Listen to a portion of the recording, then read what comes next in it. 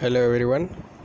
आज हम लोग जीव विज्ञान के कुछ महत्वपूर्ण पॉइंट को देखेंगे जो कि आने वाले आपके प्रतियोगिता परीक्षा में महत्वपूर्ण होते हैं।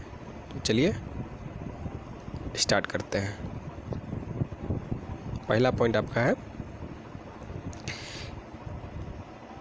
जीव विज्ञान शब्द का जन्मदाता किसे माना जाता है। तो आपका है इसका 2 नंबर सही है, लेमार्क और टेबेरेनस।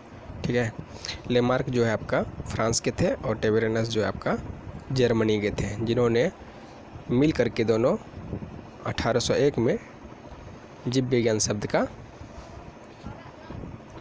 शब्द नाम दिया। ठीक है, आगे बढ़ते हैं। आपका अगला पॉइंट है जीवों का नामकरण किसके द्वारा किया गया या किसने किया। तो आपका जवाब है पुरकिंजे के द्वारा 1839 में दिया गया। कोशिका सिद्धांत का प्रतिपादन किसने किया।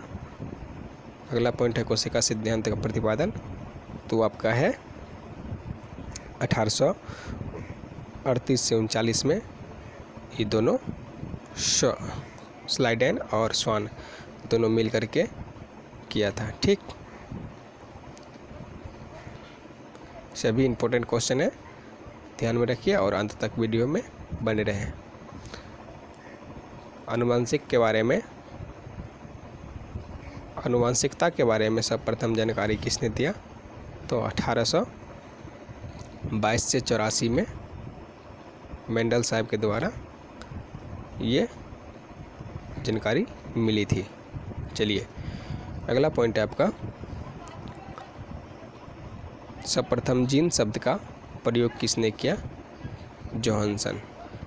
इम्पोर्टेंट क्वेश्चन है, इसको ध्यान में रखिएगा। कब किया था खोज, प्रयोग कब किया था जीन का। तो 1909 में पूछ देता है कभी कभी एग्जाम में। आपको एग्जामिनर को डीप में जाना है तो सर्वप्रथम जीन शब्द का प्रयोग कब किया था तो ईस्वी पूछ देता है, तो 1909 याद रखिएगा। चलिए अगला पॉइंट है जीवाणु विज्ञान का पिता किसे कहा जाता है। तो आपका लोवेनहॉक। यही जो आपका जीवाणु विज्ञान का, इसी को पिता कहा जाता है, लोवेनहॉक को। लोवेनहॉक जीवाणु विज्ञान का फादर्स लोवेनहॉक। चलिए रेबीज का टीका का खोज किसने किया और कब किया। तो इसमें तो उतना इम्पोर्टेंट नहीं है इसका, लेकिन रेबीज का टीका का खोज किसने किया इम्पोर्टेंट है, इसको ध्यान में रखना है, बहुत महत्वपूर्ण। तो लुईस पास्चर के द्वारा रेबीज का टीका खोजा गया। चलिए आगे है रक्त समूह का खोज किसने किया। तो रक्त समूह का खोज बहुत इंपॉर्टेंट है। एक रक्त समूह है और एक परिसंचरण तंत्र है, ठीक ना, रक्त परिसंचरण तंत्र। तो दोनों में कन्फ्यूजन नहीं होना है। रक्त समूह का खोज जो किया है लैंडस्टीनर ने किया है। कब किया है तो 1900 ईस्वी में। ठीक है, चलिए आगे देखेंगे।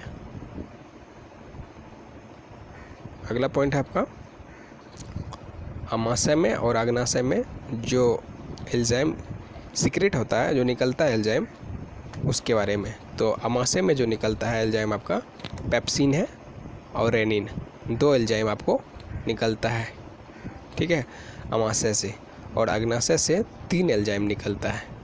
ठीक है, एमाइलेज, ट्रिप्सिन और लाइपेज। ठीक है, इसको ध्यान में रखिएगा, इम्पोर्टेंट है।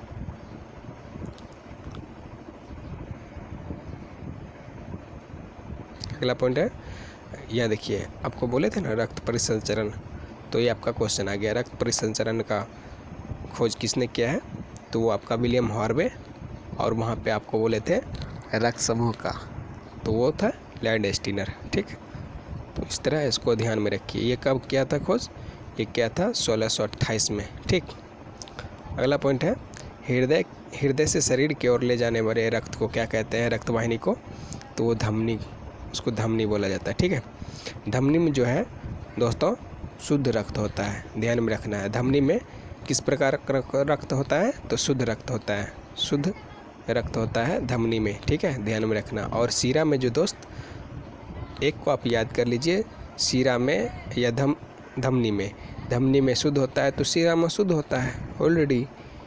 आपको एक याद रखना, दूसरा अपने आपको याद रहेगा। ठीक है, तो आप सिर में अशुद्ध बात रहता है, ठीक है, इसलिए आप सिर से अशुद्ध रक्त को लिंक करके याद रख सकते हैं कि सीरा में अशुद्ध रक्त होता है, ठीक है।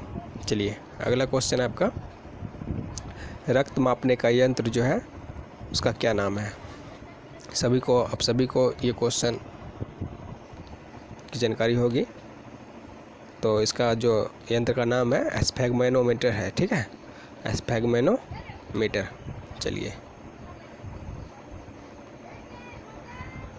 अगला पॉइंट है,